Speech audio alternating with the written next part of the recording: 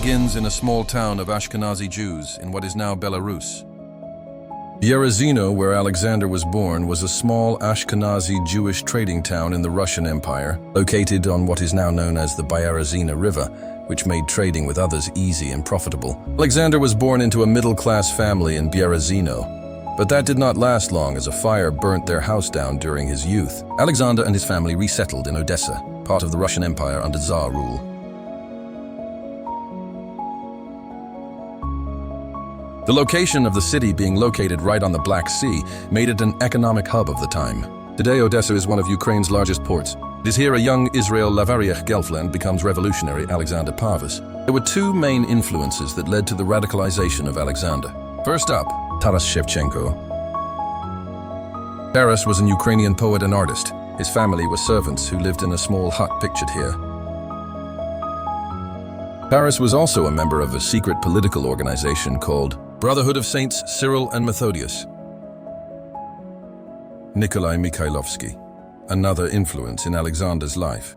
Prominent member of the Narodniks, a revolutionary group whom wanted educated leaders to rise up and use peasants to overthrow the Tsarist regime. The Narodniks were a short-lived group for obvious reasons.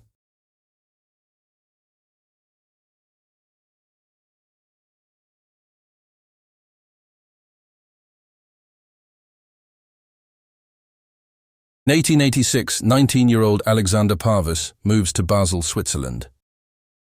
It was in the town of Basel that Parvus was exposed to the works of Alexander Herzen. Herzen was not only a famous writer of wealthy origins, he is also debated in some circles even today. Some claim he was a traitor to his nation, while others claim he was a hero. Now that Parvus is good and radicalized, it is time to return home to spread the message. The following year, Alexander Parvus returns to Odessa, Russia.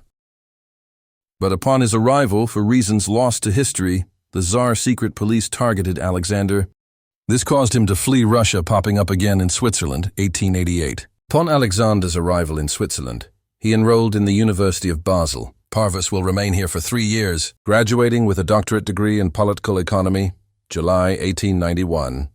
Post-graduation, Alexander moves to Dresden, Germany. Here he joined the Socialist Party. Parvus did not last long in Dresden. He was exiled in 1898. He settles in Munich and begins his new newspaper, Irska. It was here in 1900 that Alexander Parvus first met Vladimir Lenin. A match made in hell. Together they published Iskra and pushed for revolutionary changes. During his time in Munich, Parvus tried many times to become a German citizen. Each time, Germany refused. He eventually moves to St. Petersburg, Russia, after hearing about the disorganized worker strikes. Bloody Sunday by Alexander Parvus and Leon Trotsky. The working class was being battered under the Tsar. The government allowed for those with wealth to exploit the worker however they saw fit. Long hours and no protections led to Parvus seeing an opening. Alexander Parvus and Leon Trotsky were both in St. Petersburg. Parvus co-edited the revolutionary newspaper Nachalo with Trotsky. Finally, with guidance from Parvus and Trotsky, the working class gave up the strikes and began peacefully marching to the capital. The workers were dressed in their Sunday clothes and, according to reports, they were mostly pro-Tsar, even singing patriotic songs and displaying his portrait. These days we have access to the Tsar's diary. Here is what he had to say about the strikes prior to the march. Since yesterday, all the factories and workshops in St. Petersburg have been on strike. Troops have been brought in from the surroundings to strengthen the garrison. The workers have conducted themselves calmly hitherto. Their number is estimated at 120,000. At the head of the workers' union, some priest, socialist Gapon. Mirsky, the Minister of the Interior, came in the evening with a report of the measures taken. As we know today, the workers did make it to the capital, but what happened next sparked the end of the Tsarist regime. At least 100 killed, including women and children. Some reports claim as high as 4,000 were killed. The protesters were not armed. This made no difference. Soldiers were given orders and they followed them. If only those giving the orders knew what they were doing. Millions across the globe were beyond upset with the Tsar's handling of the protest. The ruthless military response against fellow citizens was not received well by the general population. Millions in Russia refused to work. A revolution was on the horizon. The Tsar knew revolution was at his doorstep. He acted swiftly in order to hinder their efforts. He achieved this through a promise made to his people that he would give them civil rights and put an elected Congress in place.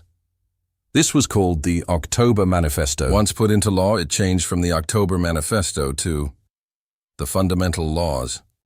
The Fundamental Laws really included none of what was promised to the Russian people in the October Manifesto. This caused dissent, but the fire had already gone out. It was too late to start a full revolution at this point. Parvus and Trotsky learnt something from this. They learnt there is another way to ensure their ideals are spread. Leon Trotsky was staying with Parvus at the time, and Parvus is recorded as saying, "Now no one can deny that the general strike is the most important means of fighting. The 22nd of January was the first political strike, even if it was disguised under a priest's cloak. One need only add that revolution in Russia may place a democratic workers' government in power." These two together led to the brutal use of an idea called the permanent revolution. The theory was first coined by Karl Marx, but revised and used by Parvus and Trotsky. The theory states that the fight for Marxism will not be complete until the entire world obeys the Marxist ideals. This requires that the revolting class never stop spreading their message by any means necessary. Photographed here are arrested members of the St. Petersburg Soviet group and anti-Tsar group chaired by Leon Trotsky with significant help from Alexander Parvus. The very same group that the idea for a march on the capital was born in, not to mentioning organizing the strikes. This would later be noted as the foundation of the USSR. After the group issued a new manifesto titled Financial Manifesto, most of the prominent members of the Soviet group were arrested.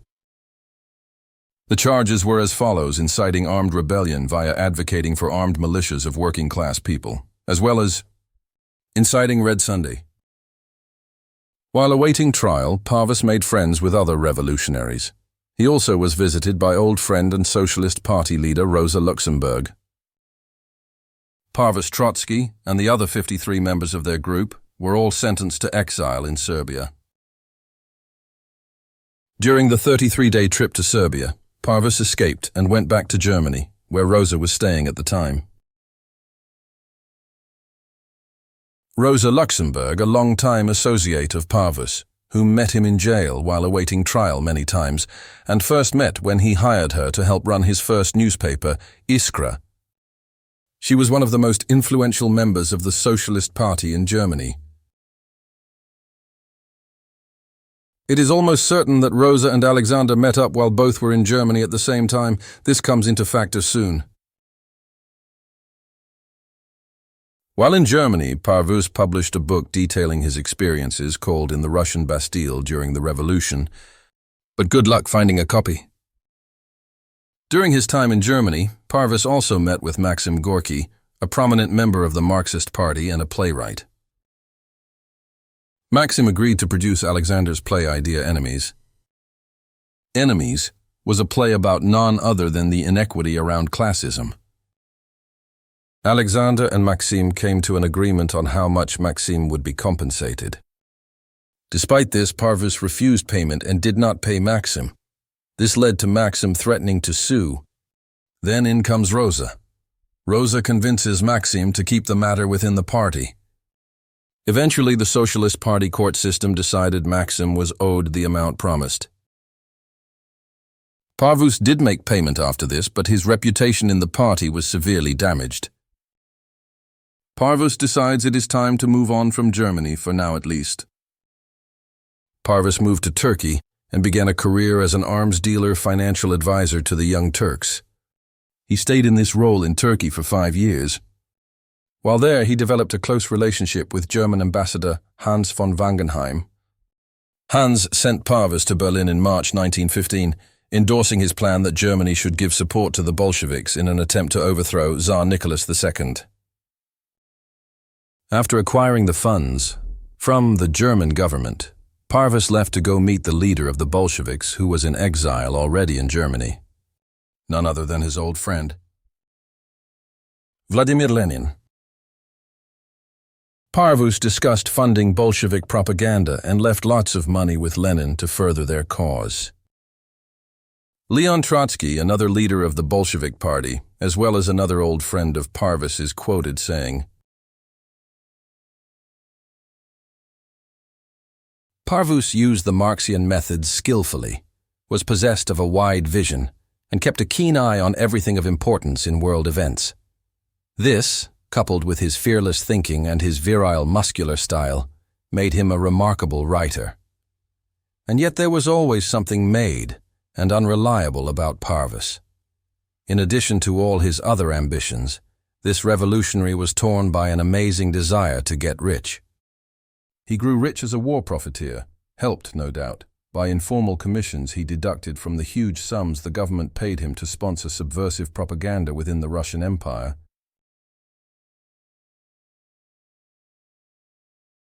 In the following years, the Bolsheviks were able to gain control over Russia. At this point, the Marxist movement had little use for Parvus. Parvus, because of his vast wealth as well as capitalist actions, was shunned from the Bolshevik inner circle. It is rumored that despite this, Lenin and Parvus continued to meet in private. After his removal from the Bolshevik inner circle, Parvus used his extremely vast wealth to purchase the prior vacation home of the King of Prussia. Today, the castle still stands and is a tourist attraction on a small island in Berlin. Parvus spent the rest of his days here, often releasing self-published books and articles. In his free time, he entertained his mistresses and went full capitalist, capitalizing on the wars around the East, selling arms and rations to all sides. At age 57, on the 12th of December 1927, Parvus died of a stroke. He was swiftly cremated and his fortune disappeared. A small, easily missed headstone is all that is left of the man responsible for so much in his lifetime, whether good or bad. Parvus had 2 sons. It is unknown if the fortune was passed to them, Yevgeny Ganedin and Leon Helfand.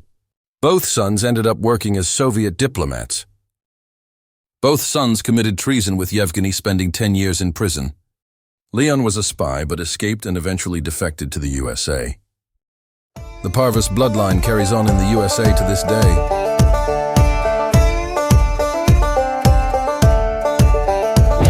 From the boots to the brim, we don't back down. We stand tall with that flag proud. Ain't no shame in red, white, and free. If you're looking for a fight, you found me.